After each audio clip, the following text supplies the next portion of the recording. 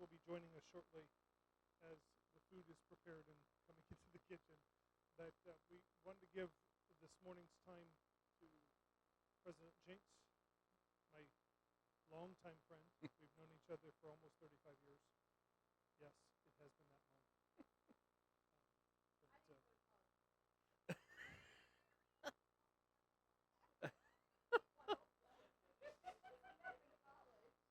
so, if that's a gift for Naomi, it goes on the table.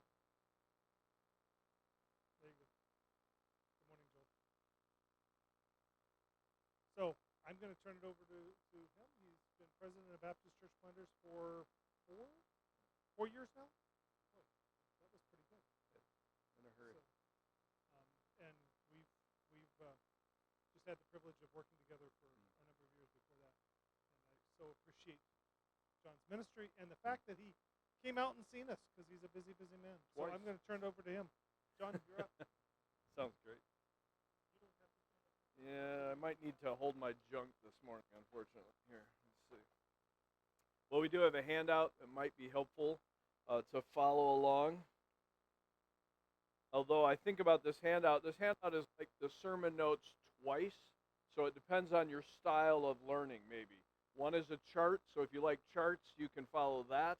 And if you're more of a regular kind of outline person, that's on the other piece of the page. So it depends kind of what works for you.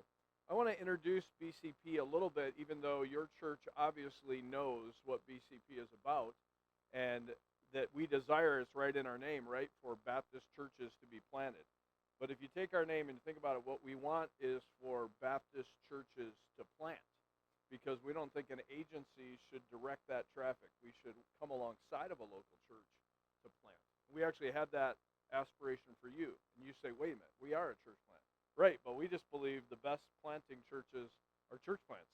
And so, we want to keep that. I know your pastor keeps that in front of you. We seek to help churches just by facilitating the Great Commission. It's kind of the baseline. As we make disciples, then everything else that should be happening in church will take place. And in our name, it covers that. We're Baptist. That's the doctrine we follow. It's what we reproduce in other people, and we serve churches. Out of those churches, we hope other ministries like sending missionaries and planting churches. And in America, a lot of replanting is happening, where churches that have diminished, maybe they're almost dead, maybe they just died, a healthy church comes alongside with a new core and replants or reinvigorates a church. I wouldn't count one of those higher than the other. Let's just do Great Commission and reach wherever God takes us. And that's our aim. The fun thing is, as BCP has been stirring this up in churches, there are people being sent overseas. Because church plants, and I learned this a long time ago, 2 presidents ago, David Little, when I was in college. I remember him speaking, and I don't remember much from college except maybe Tim, but no, I don't remember. I don't remember too many things from college, but I remember him as a guest speaker saying, if you really want to make foreign mission impact, plant churches. And that stuck with me as a pastor. So my aim at our church, when I pastored for 22 years, we planted a church, and we rescued 2 churches, and those churches all supported the missionaries we were sending. It was like an immediate 4 churches supporting the missionaries. And so David was right. And I tucked that away and followed it. In churches that are planting, you have a better passion for missions because you get it. You understand that if we don't do the Great Commission, no one is going to, and we're not going to be here. There's an intensity to church planting that sometimes is frightening and sometimes really invigorating, right? And it can be both in the same week. My dad has planted churches, so I understand those things. This is where we're serving currently, kind of gives you an idea of the swath. And my hope, and I've spoken to your pastor about it, is for us to have a coordinator in California in the next couple of years. That someone who's going to be coaching more churches out here, because traveling back and forth works some, but we can't just have team doing that. We need people that understand culture, that are a part of who you are, and walk alongside of you. There are unique things to what happens in Idaho or in California, and those two things are different as we work with churches. So we work with healthy churches who are committed to really seeing this mission kind of thing move forward. We work with struggling churches, and we work with churches that are sending missionaries to help make this happen. One of the fun things is that as churches that we're working with start to cluster, and this is an example in Iowa, now teams of those churches can work together to affect what we're talking about. Because it can be difficult for your church to help another church be replanted. But if you had two other churches next to you, like we had two other churches together with you this weekend at Leadership Journey, those churches, as they get healthy, they could easily work together, sharing people and encouragement and prayer to affect those kind of things. And we're starting to see that happen. Matter of fact, the church in Emmitsburg, right at the top of this map, if you can make that out, it's just above Pocahontas. Yes, there really is a town called Pocahontas. A 40-foot statue of Pocahontas going into town. It's quite odd. But anyway, you go into this little town in Iowa, and they were in desperate need of help. Young people trying to hold a church together. And the church in Emmitsburg has been walking alongside as a mother church. Now that core is reproducing and should be reestablished as a church. They actually sold their building. You can imagine that. They sold it to the hospital. It was on the corner of the hospital property, but they sold that because now they can buy and build something that will fit them better. As we work with churches, and this isn't for you to be able to read, so don't stress out. This is just to give you an idea that as we work with churches, we kind of help them with certain things, stage one, then it hits another stage. Your church has most of stage one done. I think if I remember your map from yesterday, quite a bit of stage two is happening as you're working together, and that moves you toward that idea of being a church that's a catalyst to help other churches. This is our team, and I show this because sometimes you see pieces of us, and actually when Ginny made this slide, I was like, wow, there's actually a lot of pieces to this team when you see it all in one place. And they're spread out across the country and serve as coordinators, directors, vice presidents, all the above. And it's fun. There's a missionary on there. He's actually president or director of Adelphos USA.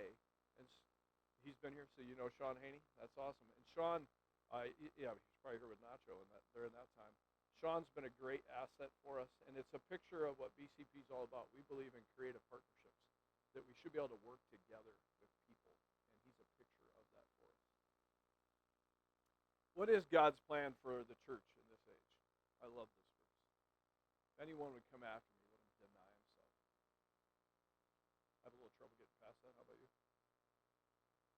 There's a lot of me that likes certain things. Sometimes it's not even stuff. Just I like things a certain way. Anyone would come after me and deny himself. Take up his cross. It's not a pretty picture. It's sacrifice. You know this as church planners. Sacrifice is required. It's costly. This is what actually every believer should be leaning into. He says, and follow me. They're really, those to me are the warmest words in this verse. That idea of being with Christ. What a welcome place. He says, follow me, for whoever would save his life will lose it. You want to hold all that stuff? Hold all that of you? You just lose. But whoever loses his life, for my sake, will find it. I watch this in my family, in my parents.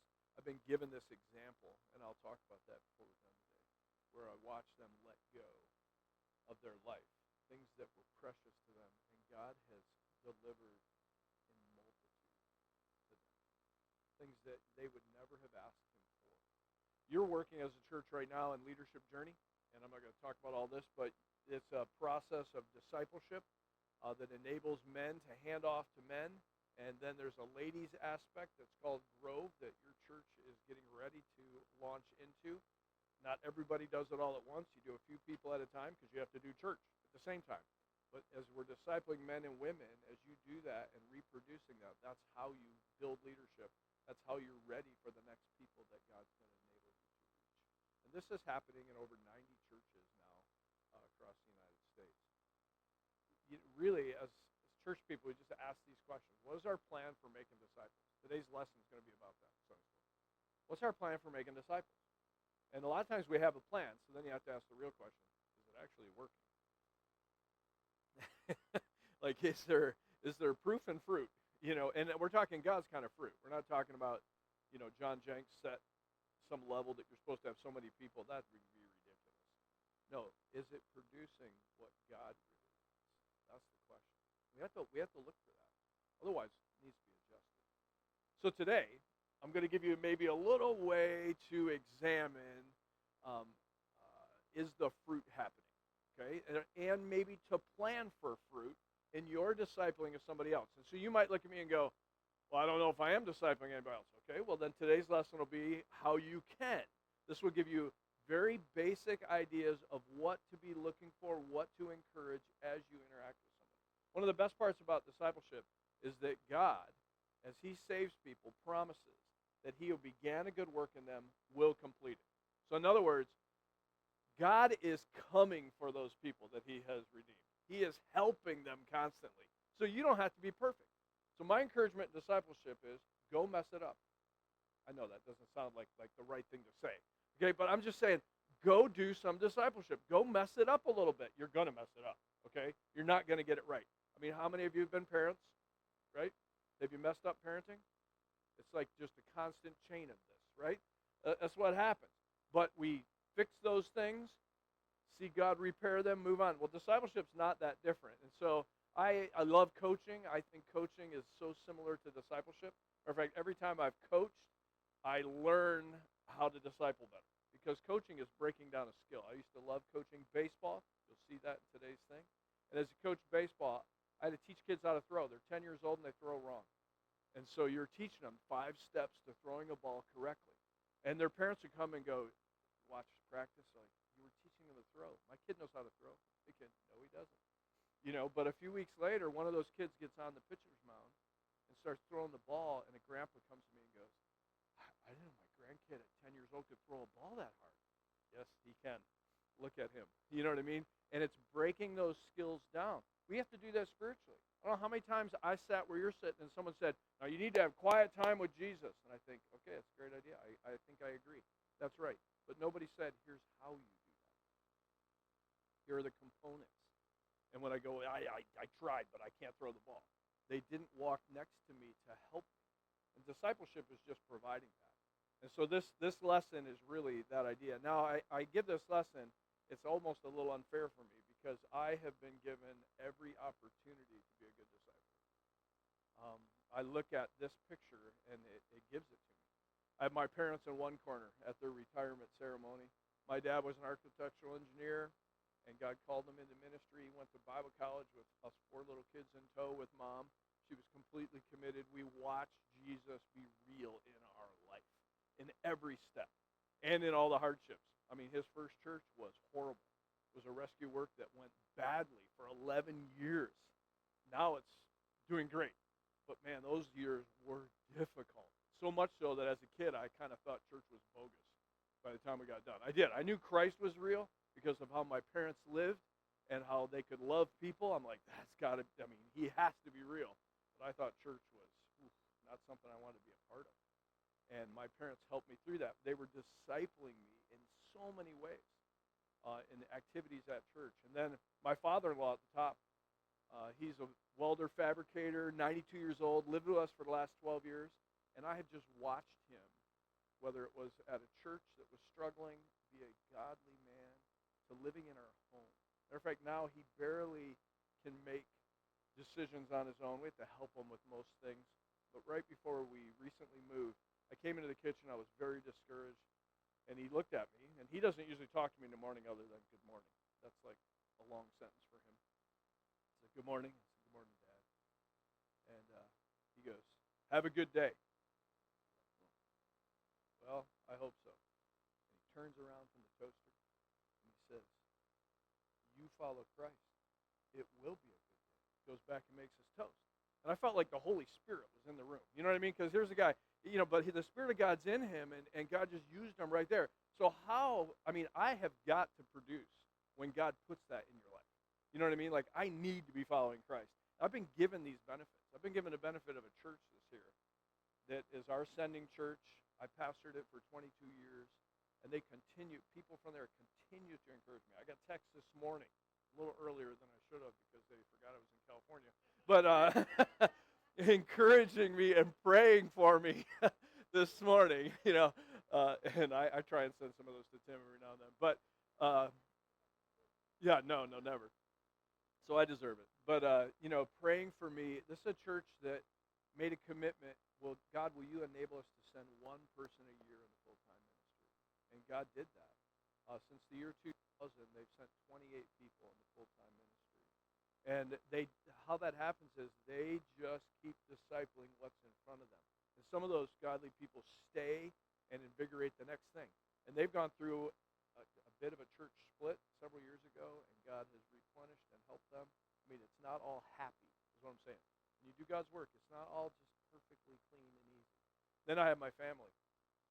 They've taught me as they've forgiven me and loved me and encouraged me. And my son wrote me this morning, one of them, and texted me praying for me. They're alongside me. My wife is key in this. She cares for my father-in-law, her dad, in our home. My parents live next door in a duplex, so she's caring for them. So I tell people I live in an assisted living, and I really like it because I like all the help. But she treats me that she loves on me, and she is committed to me being in California. You know, she is, in one sense, she's right here with me because she wants this kind of impact in God's church. She went to the Walmart. I was telling the guys this weekend. She went to Walmart this weekend, last weekend, and ran into a bunch of ladies who were Hispanic. My wife, I don't know, she has this super soft spot for immigrants, and so she's like making all kinds of new friends and loving on them. This is just who she is, and and she used to be an introvert, and God has said, nope, can't be an introvert. You got to be a Jesus person, and so she just goes beyond, and she inspires me as she works right at home. So when we think about discipleship, we're going to stay with the coaching theme. I'm telling you, I have to be this person, okay? And so I put Mike Trout. I know I'm in San Francisco, so it's a bad idea, right? But I use this all over the country. Can you forgive me? No, can't. Well, but I'm a Yankee fan, so you hate me even more, okay? But even as a Yankee fan, I know, but even as a Yankee fan, and we just won. You like that? No, even as a Yankee fan, I have respect for Mike Trout because the dude, I know. I'm in trouble, aren't I? Always. You're not going to help me? No. That's good. I don't need any more. Mike Trout, no matter what you say, is 5-tool player. Okay? And you know what 5-tool means. I mean, he can throw, he can run, he can hit for power. And I would call him a 5+ tool player because he's also an incredible clubhouse person. He has baseball just brains, okay? He sees it and understands it. And so what we're going to try to do today is understand how to develop a 5+ tool disciple. And you might say, yeah, if God would send us some of those people, he already did. You are that.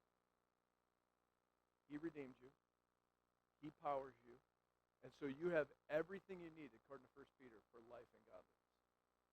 And so you are that. It's a matter of uncovering those tools that God is already putting in you, empowering in you, and strengthening you. So let's look at what we look for in a 5+ tool disciple, okay?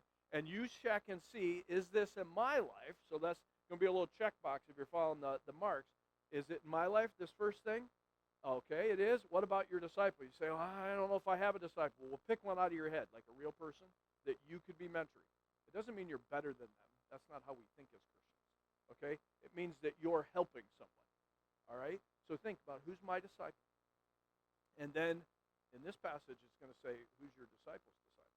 So in Matthew, let me read the passage, Matthew 28. And because of time, I'm not going to go to every Matthew passage I'd like to, but at least listen to this. Verse 16 of Matthew 28, very familiar passage. Now the 11 disciples went to Galilee to the mountain to which Jesus had directed them. We always skip past that narrative stuff, but don't. They just obeyed. Okay? Like, don't miss that. All right? He directed them that they were supposed to go there, and they did it. And when they saw him, they worshipped him. And I'm so comforted at the next terms. But some doubted. That'd be me. Are you that person? Sometimes a little, like, waffle on the whole thing. Like, I said you should be a disciple maker this morning, you know. Well, who's your disciple? And you're like, yeah, I don't know about me. No, I understand. I get the doubt. Even the disciples who walked with Jesus had that. So you're in good company, but read the rest. It says, and Jesus came and said to them, all authority in heaven and on earth has been given to me. This is that unarguable stuff. If Christ on earth says all authority, heaven and earth, The Father has said, this is it. And he's handing it to us. He says, all authority has been given to me. Therefore, as you go, make disciples. That's the command. Make disciples of all nations. Every ethnic group, every language group. Your church works at this better than most. Okay? Every socioeconomic all of that's irrelevant to making disciples. All people. Make disciples of all peoples, baptizing them in the name of the Father, the Son, and of the Holy Spirit. So it's an activity that should happen. Teaching them to observe all that I've commanded you. And behold, I am with you always to the end of the age. Very quickly, let's work our chart here, or you could look in your notes. The first thing to having a disciple and being a disciple is that you have to have gospel belief. What does gospel belief look like? Obviously, it's putting our trust in Jesus Christ alone for salvation. Salvation from sin, salvation from the darkness kingdom that we are automatically in. He's redeemed us out of that. In this passage, they are following him. In Matthew, what does it look like? It looked like blind men crying out, and Jesus helping them. And what did they do? They followed him. So there's this cry in belief. There's a crying out. Did you have that in your life? That day, could have been by yourself, could have been with someone else, where you're like, Lord, I need you. Right? There is no moving forward without you. Right? It has to come to that. You don't get this handed to you. There's a crying out, but not just a crying out, but repentance shows what happens. There's a following that. And when there's real crying out and real salvation, there's always following. Not perfect following. There's doubting, right? But there's following. In Matthew earlier, it talked about belief and worship. The lady who washed his feet and put the perfume on them. She believed. She knew he was going to die. She understood this. The rest of the people in the room, they didn't get it. She was honoring him and worshiping him. Belief always has worship that comes with it. It always has cost that the person doesn't even count as cost when we have real belief. There's obeying. The two sons, the parable of the two sons earlier in Matthew, Jesus is teaching this, where the dad says, son, go to the vineyard and do this, and the son says, okay, and the other son says, no, I'm not going to do that. But the one who said okay never went, and the second son who said no, that'd be us, right? As believers, right? Did you believe the first time you heard the gospel? I didn't. You know, my sister tried to witness to me because I was 5 years old and pushed her off the deck, broke her teeth. Didn't care. I mean, I was a bad 5. At 5-year-old, I'm like, well, she deserved it. I mean, I was just hard-hearted from the beginning. I don't know. Some people just come out of the womb that way. Okay? I'm sorry. I did. And she knew I needed salvation. She's telling me about Jesus, and I'm like, whatever. I didn't listen right away, but then I did. And I went to the vineyard, if you will. And in that passage right after that, it talks about how Jesus says to them, you must eat of this bread and drink of this cup. Like, you must believe in what my sacrifice is all about. And I did. And I was redeemed. How about you? So gospel belief. It always starts with gospel belief, and then with that comes worship. So ask yourself, do I have a clear knowledge of the truth, real faith with power? In other words, I believed and God is working in me. If you really believe, let me tell you, he is working in you. He will give you power. And baptism should follow. So when you're working with a disciple, you're checking, is this true of them? It needs to be true of you first, but then your disciple. Are these things in place? And then your disciple's disciple. You say, well, my disciple doesn't have a disciple yet. Well, that may be an assignment to help him think or her think through how to make that happen. The second piece that's in this passage is worship. I mean, they worship. Some doubted, but they're working at their worship. And that's the next thing you do after your disciple has believed. That's what makes them a disciple. Some of you are looking at me funny because you're like, disciple, what do you mean? See, in our culture, maybe we don't think that way, but if you went to Asia and you watched men in orange outfits walk into a town and young people throw stuff at them, you'd be like, what's going on here? And you would see these people that believe a certain way, and they talk to these young people that are trying to harm them. The next time in the town, that young person is sitting with them, and then pretty soon that young person is dressed in orange following them. This is the picture of discipleship. In our culture, we don't have this too much. A little bit in the trades, sometimes when you become a doctor and you've been a resident, you know, you kind of understand the idea. so you say, well, who's my disciple? Well, who is it that you are walking alongside? The person who follows you is your disciple. You say, well, there's no one like that. Well, then it's time to look for that person and begin to influence their life that they would follow you. What happens? There's worship. You got to look for it in their life. Your disciplee, don't be discouraged when your disciplee doubts and has wrestlings. That's why you're there, is to help them with that. You say, okay, is that in place? I wrote some things here. I said a prayer discipline reboot. So I did this for a particular disciple I was working with a number of months ago. And when I looked at doubts and pursuit of holiness, forgiveness, these are things that in that early discipleship have to be in place in a person's life. They need to have their schedule, their money owned by God. They need to know my life is God's. They have to figure that out. When I was doing this, my disciple was like, check mark on this. He was just killing it. And I looked at my life like, man, my prayer life is like sag. And so while I'm discipling, I realize I need to work on my prayer life. And that's God's genius plan. As you disciple other people, they will actually help you in your walk with Jesus. So you see that. And then beginning to help, my disciple had a disciplee that was doubting God's answer to a wayward child situation. So he was able to walk alongside and help. Very quickly, in this passage, we have to understand if we're really going to be disciplers, that the power is about God. The authority is from him. And someone may look at you and say you can't or you shouldn't. Or you may say that to yourself, but the bottom line is this authority is Christ. It's been handed to us.